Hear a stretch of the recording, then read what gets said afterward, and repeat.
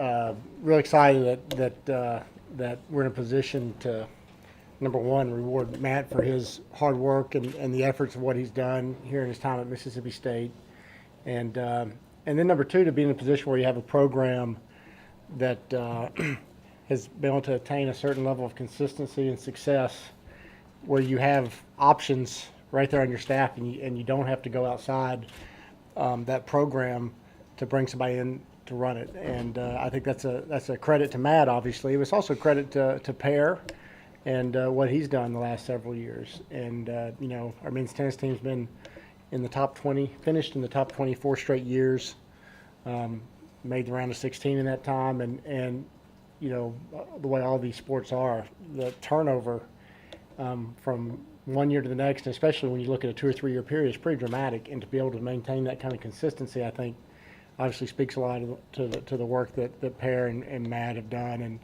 And even though Matt's only been here for 2 years, because you do have that turnover, a lot of the guys that are on that team this year that added to that top 20 streak, Matt's responsible or has had a hand in making sure those guys are here and then coaching and developing them. And you guys have heard me say before, when you're looking to find somebody to lead one of your programs, there's certain qualities, certain traits that you look for. You want someone who's got a great work ethic, someone who's competitive and has a relentlessness about them. You want somebody who's smart and can figure things out and can adapt what they've learned, whether here or other places, and adapt it to what's going to work here at Mississippi State. And then someone who knows how to identify and develop talent. And Matt's proven that in a short period of time that he has the ability to do those things, and excited that he's going to be continuing what we've got built here. Mm-hmm. Well, first of all, I want to thank Scott and believing in me to take over and carry on what Pear and I have done the last couple of years. Pear and I have been through a lot in only 2 years. It's been a packed 2 years, we'll say that, with the turnover, like Scott says, and to still maintain that top 20 ranking. And what I've learned in 2 years, a lot of people don't learn in 5 or 6, especially in the SEC, and how competitive we are and how good we want to stay. So, I just want to thank Scott for believing in me and giving me this opportunity. And I'm fully into it, and it's great that I'm here and I can continue what I've been doing all summer with our new guys coming in, with all the paperwork and keeping everything in the right direction. So I'm really excited about what we have in place right now and the future of our program.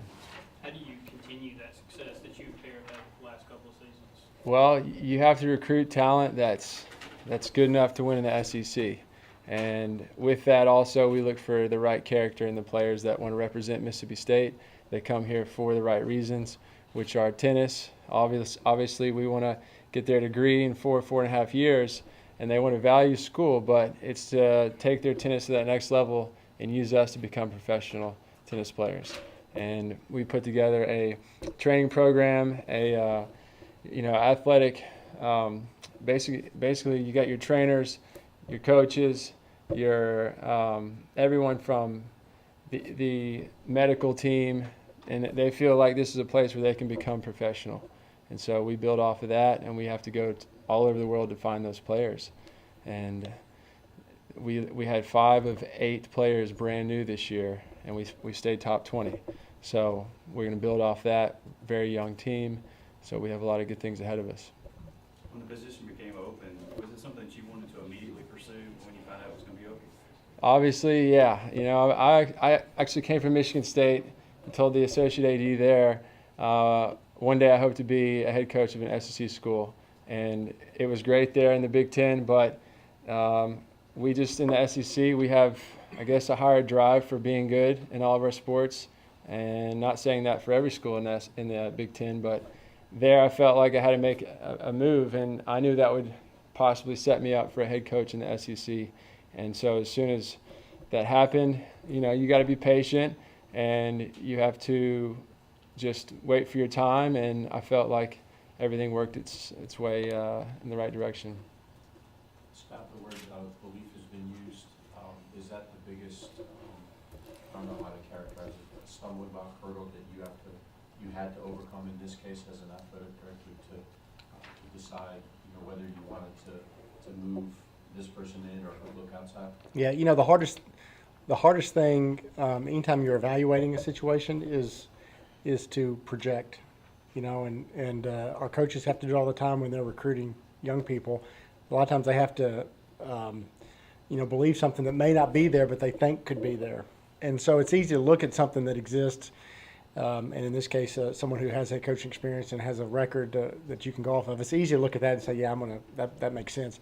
You have to project a little bit more, and we've done that a lot. We've hired a lot of our head coaches currently were assistants. This is their first head coaching job. We have a number of sports that's the case, and what that experience tells us is that you look for those certain traits, because the fact that whether they have a head coaching record or not a lot of times doesn't indicate future success, but those traits, hard work, competitiveness, intelligence, all those things usually are pretty telling factors. And in this case with Matt, it's a little different too, because he spent 6 years in Michigan State, and he was in a program where he got to have a lot of hands-on running of the program there at Michigan State. And then when he came here to be with Perry, he had to adapt and he had to change. And I value people who can adapt to various environments and change what they're doing. And then even the 2 years he's been here, we had his first year here, we had basically a whole new team from a team that had won the West 2 straight years. And even though that team probably didn't gel like you might hope, they still made it to the round of 16.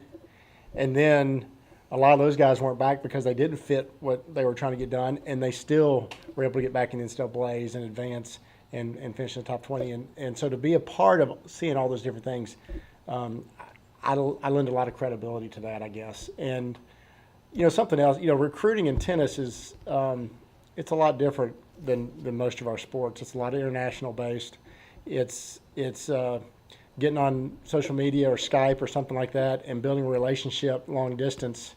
And you may get out in the summer and see a guy once or twice, but it's not like a lot of our domestic recruiting where you see kids a lot.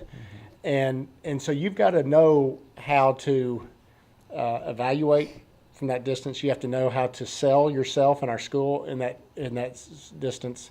And I don't think just anybody can do it. And I think it takes someone, the fact that he's done it at Mississippi State and knows that process, I think really, I thought that was important that we took advantage of that. Matt, what was the response of your players and your newcomers coming in to, hey, I'm your new head coach now? Well, I've talked to them all on Skype. I've talked to them numerous times on Skype. They're all really excited.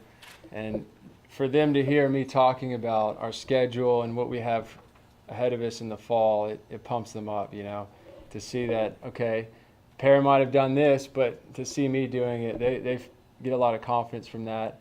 And just filling them in on all the orders and all the scheduling and everything, they're really excited. And it's definitely helped them be a little bit more at ease, that they don't have to get to know a new head coach and all that.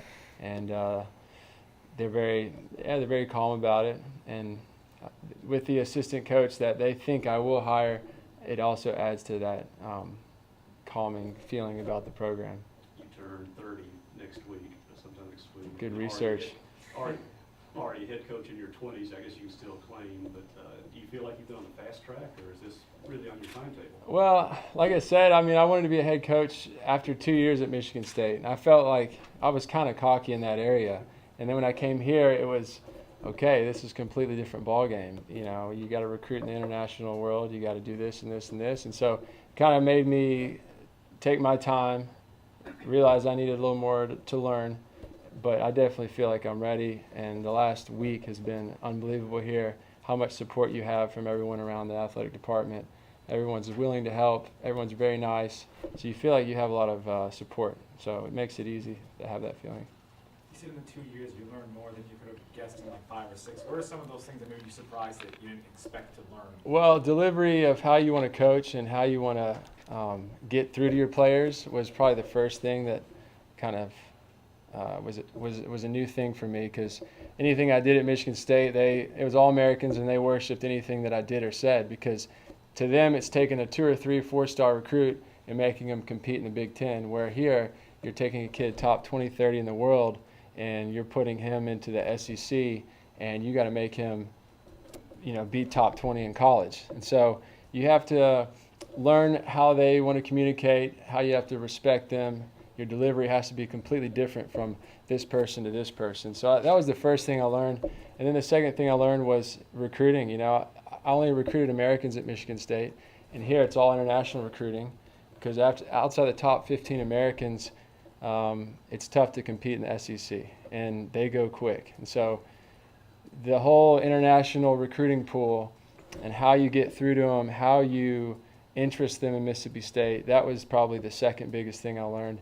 And I had to learn that quick because, we knew some things were going on with our team, and I was in Europe for 5 weeks this summer, so I was just traveling like crazy through Europe, and you learn a lot about recruiting and how to get through them in that area.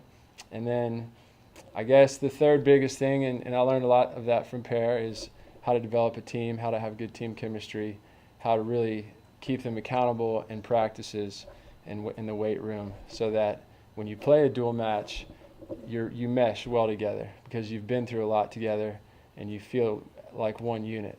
Where a lot of teams in college, they have 6 singles and they all kind of play on their own court, where our philosophy is to have one team and it connects through the whole dual match. So that was probably the third biggest thing I learned really quickly.